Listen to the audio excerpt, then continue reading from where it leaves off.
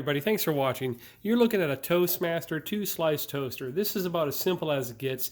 This is a model TM26TS. TS is probably a 2-slice. This is kind of a no-frills toaster, but it is capable yet. And I've had this for a couple of years. We used it down in the suite we had for the grandparents. And it has enough functionality to make it pretty useful. It's got a bagel button here, it's got a frozen button here, and then a darkness setting that goes from 1 through 6. And right in the center of it is an eject button, so you can always bail on it quick. Your typical plunger to push it down to start the toasting. And it does have down below, you can see my toast crumbs. I forgot to empty that out. But I always like to do reviews after something where I used it for a while. But it's got a little debris or a crumb empty piece on there. This is a plastic side, so it doesn't get as hot as perhaps some of the chrome ones. And you can see right on top the wide slices. Some of the things that they talk about are the extra wide toast slots, the cool touch exterior, the hinged crumb tray, the bagel button, adjustable browning dial, the defrost function button, the high-rise toast lift.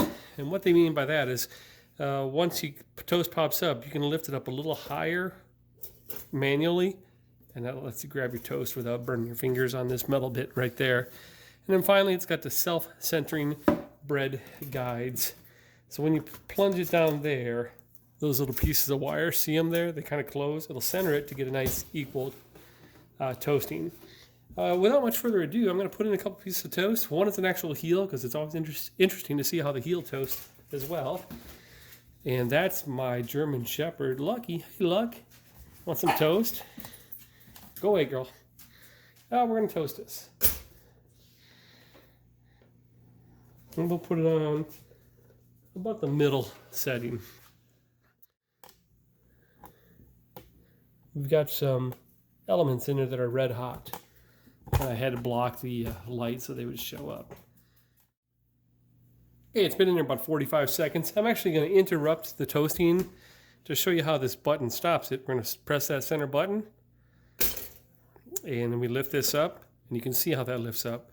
These are getting a little toasted. We'll put them back down.